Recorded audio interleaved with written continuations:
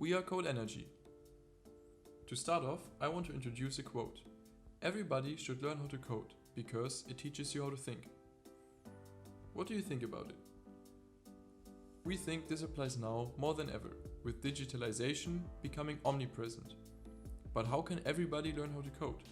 Well, maybe everyone will be a bit tricky. But what about teaching kids this way of thinking to prepare them for the future? And what better place to start this process than in school? But programming in school? Is this a thing? Well, let's look at the numbers. 99% of the students want more classes on digital topics, so they agree. 95% of teachers have a positive attitude toward digital media, and 75% of students, parents and teachers would like IT as a compulsory subject from age 10. So, the teachers agree as well, also the parents are behind this. So why is this not a thing? First, there is a lack of material. Teachers don't have the time nor the headspace to create content for a new topic. Also, lack of equipment might hinder the deployment of programming in some schools. Finally, they might lack the expertise necessary and do not have the opportunity to be trained in this field. I mean, let's be honest, have you ever seen a teacher that can code? This is where we come in. We want to teach Python, a programming language that is perfect for beginners and is widely used everywhere. We decided to take on a problem-solving approach, solving basic problems with coding. But what makes us unique? We focus our problems and tasks on the areas of sustainability and energy, so we teach coding and raise awareness on the most pressing topics of our time. We are thereby going to target the age groups of 11 to 18 and the markets of Germany, Spain, Italy and the UK. But how does this work in detail? Let's start with the teacher. She wants to teach programming and her students are as motivated as she is, but she doesn't know how to go about it. This is where we come in. With CodeNRG, we enable the teachers to give effective lessons in coding which are fun and are easy to learn. We sell licenses per student to the school, which in turn secures our revenue stream. Licenses can be annually, semi-annually or for each trimester depending on the need of the class. CodeNRG enables the kids to follow their passion, become good at it and benefit from quality education in the future. So, this is our idea. But is this seen as a valid value proposition on the market? In order to validate our idea and assess the feasibility of our business model, we conducted a market research to identify our main stakeholders. Private schools proved to be the customer with the most potential, thanks to their superior financial means compared to public schools, their autonomy in decision-making, and their interest in enhancing their educational offer. The main allies that can help us place our product in the market were found in teachers and STEM boards, thanks to their interest in having a teaching supporting tool and their understanding of the relevance of the skills and topics that we offer. Finally, parents were identified as the real leverage to get to the previous stakeholders, as they have interest in the added value that our product provides in the education of their children.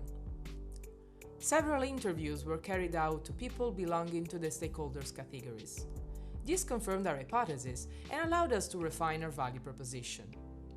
Many parents showed great interest in our idea and highlighted that such an offer could really make a difference in the school choice for their children.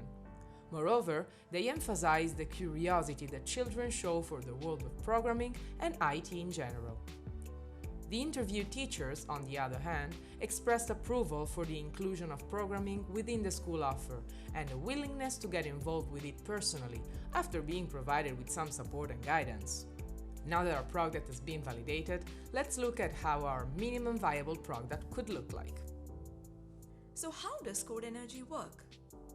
Harvey's teacher told him that he is going to learn some new topics related to energy and sustainability through coding. But he's confused, because it is very new and he barely knows to code. As he gets started with the class, he gets introduced to the CodeNRG software. It gives him the first brain-teasing challenge to work on. He likes the question, but he can't understand how to work on it. As he goes to the next step, CodeNRG helps him with some tips to guide him. But still, the coding part is unclear. As he explores around it further, the software helps him with a partially coded script and some cues to help him try his hand at coding.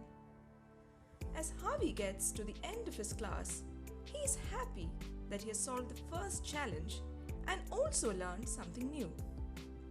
So looks like an interesting tool for digital education. Then let's move to the roadmap of CodeNRG. Looking ahead in the future of our business development, we have identified 5 major milestones within the first 2 years of operation. In year 1, these are the finalization of the software, the sale of the first 5,000 licenses, and the sale of the first 10,000 licenses. While in year 2, we will expand to all of our target countries and reach the first 15,000 licenses sold. In between these stepping stones for our business, several activities will need to be carried out in a punctual or continuous way. Customer acquisition by means of marketing campaigns and deployment of Salesforce will start immediately and carry on continuously throughout the first years of life of the business. Right after the finalization of the software and right before getting to market, final tests will be performed to ensure the soundness of our product. As soon as the first customers will be acquired, engagement with the schools will set sail and customer support will be available uninterruptedly. With the initial feedback from the first customers, operations for the improvement of the software and inclusion of additional content will take place and be performed periodically in order to maintain the product appealing and up to date. With a picture of our business development in mind, let's now take a look at some numbers. To translate this into reality, we developed a comprehensive financial model that will allow us to evaluate the viability of our business and determine the funding we need to carry on with the project. As we have already mentioned, the sale of licenses will be our source of revenue. During the first year of deployment, we will have our first schools in Spain and Italy, with a total of around 330,000 euros in sales. Then, in our second year, thanks to our expansion to our other target countries, sales will rise to 680,000 euros. Our main costs will be composed of the cost of selling the licenses, employee salaries, and operating expenses. These last two representing the largest share of our costs. The cost of goods sold is mainly due to hosting, development, and software maintenance. Our operating expenses are mainly related to office rental, marketing, and administrative expenses. When it comes to investments, we plan to spend up to 100,000 euros developing the platform for launch and 25,000 between hardware and office equipment. This would require funding to the amount of 375,000. Taking all of this, as well as all other relevant items into account, we developed our income statements and our cash flows, which we can see here. In blue, we can see the cash flows for each period, and in orange, we can see the accumulated cash flow, which reflects how we will be able to sustain our operation and have enough funding for constant expansion into other markets. The periods of May and June stand out in both the first year and the second year, as those are the months in which we have the largest sales, given that those are the months in which schools make plans for the following school year. As we mentioned before, in order to successfully sustain this project throughout the years, we would require an initial investment of 375,000 euros.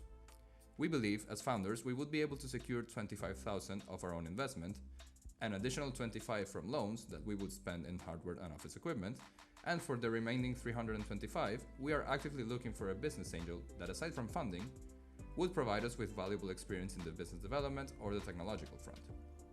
Finally, if the opportunity arises to apply for any governmental grants focused at the inclusion of technology in education, we would take the opportunity to apply for those as well.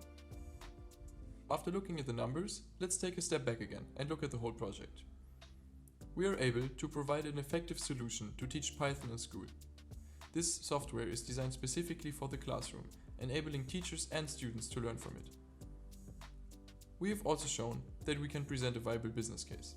The only question that's left to ask is, are you going to join us on this journey? Thank you for taking your time to listen at the project CodeNRG. If you have more questions or are just curious, feel free to ask us anything. Also, check out our website or leave a comment. Thank you very much.